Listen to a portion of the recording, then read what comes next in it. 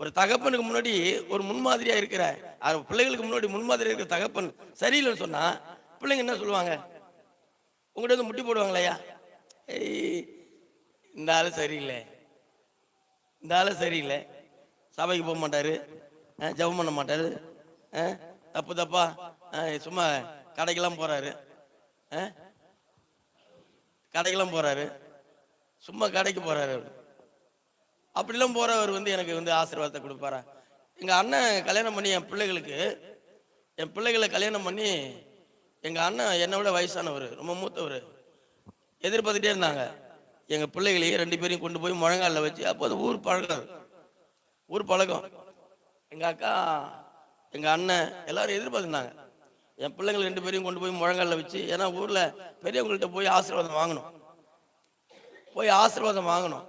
அப்போ 2 பேரையும் கல்யாணம் பண்ண பிறகு பொண்ணு மாப்பிள்ளையும் கொண்டு போய் அண்ணன் கீழே வச்சு உட்கார வச்சு நிற்க வச்சு முழங்கால வச்சு ஆசீர்வாதிங்க சொல்றதுக்கு என் மனசு வரல, நான் அனுப்பல. ஏன்னா யாரு தலையில கையை வைக்கணும்னு ஒரு முறை இருக்குது. யாரு தலையில கையை வச்சு ஆசீர்வதிக்கணும்? ஏன்னா உன் மேல உன் தகப்பனுடைய ஆசீர்வாதம் உன் சிரசு மேல இருக்கு, அது போயிடக்கூடாது. அப்ப ரட்சிக்கப்படாதவங்க, ஆண்டவர் ஏற்றுக்கொள்ளாதவங்க உங்க மேல கையை வைக்க கூடாது.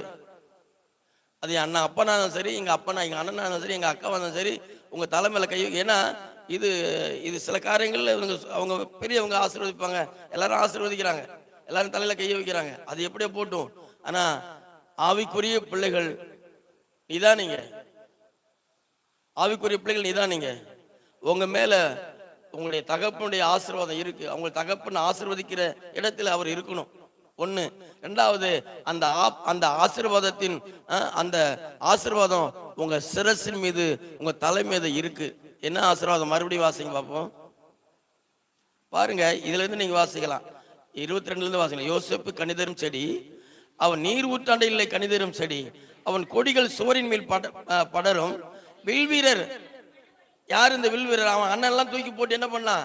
குழியில போட்டான், சாகடிக்க பார்த்தான். ராஜா என்ன பண்ணா? ஜெயில போட்டான். போத்திபார் மனைவி என்ன பண்ணா?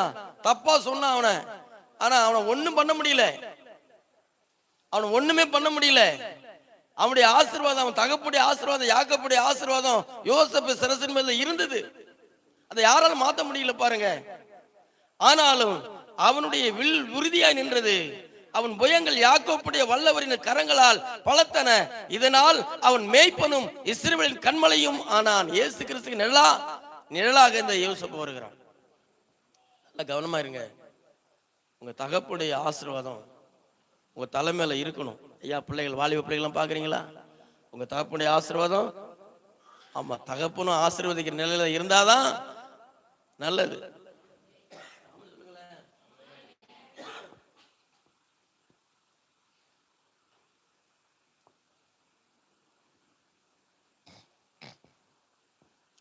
உன் தகப்பனுடைய தேவனாலே அப்படி ஆயிற்று,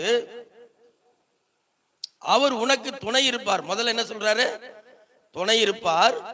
சர்வ வல்லவராலே அப்படி ஆயிற்று, அவர் உயரே வானத்தில் உண்டாகும். நல்லா கேளுங்க, வானத்தை கையை உயர்த்துங்க பார்ப்போம். உயரே வானத்தில் உண்டாகும் ஆசீர்வாதங்களாலும், கீழே சொல்லுங்க, பூமியில கீழே ஆழத்தில் உண்டாகும் ஆசீர்வாதங்களாலும், ஸ்தானங்களுக்கும் கற்பங்களுக்கும் உரிய ஆசீர்வாதங்களாலும் உன்னை ஆசீர்வதிப்பார். கைகளை தட்டி ஆண்டவர் ஸ்தோத்திரம் பண்ணுவோமா? ஆண்டவர் ஆசீர்வதிங்க, ஆண்டவர் ஆசீர்வாதத்தை பெற்றுக்கொள்ளுங்க. கைகளை தட்டி இன்னும் வேகமா. இந்த ஆசீர்வாதம் எதனால வருது? ஞாயிற்றுக்கிழமை ஆராதனைக்கு வர்றதுனால வருது. இந்த ஆசீர்வாதம் எதனால வருது? சொந்த பேச்சை பேசாம இருக்கிறதுனால வருது. இந்த ஆசீர்வாதம் எதனால வருது? உன் காலை விலைக்கு கர்த்தரை தேடி வரும்போது, தேவ ஆலயத்துக்கு வரும்பொழுது, தேவனுடைய வீட்டுக்கு வரும்பொழுது இந்த ஆசீர்வாதம் வருகிறது. உன் தகப்புடைய ஆசீர்வாதம் உன் சிரசின் மீது இருக்க வேண்டுமானால், உயரத்தில் இருக்கிற ஆசீர்வாதங்கள், பரலோகத்திலிருந்து வருகிற ஆசீர்வாதம், ஆவிக்குரிய ஆசீர்வாதங்கள், பூமிக்குரிய தங்கம், வெள்ளி, பொண்ணு, வைரம், ஆகாரம், அப்பம், தண்ணி எல்லாம் ஆசீர்வதிக்கப்பட வேண்டுமானால் உன் தகப்புடைய ஆசீர்வாதம் உன் சிரசின் மீது இருக்கணும். அன்றவர் சொல்றாரு, உன் தகப்புடைய ஆசீர்வாதங்கள் என் பிதாக்களுடைய ஆசீர்வாதங்களுக்கு மேற்பட்டதா இருந்தது. அல்லேலூயா.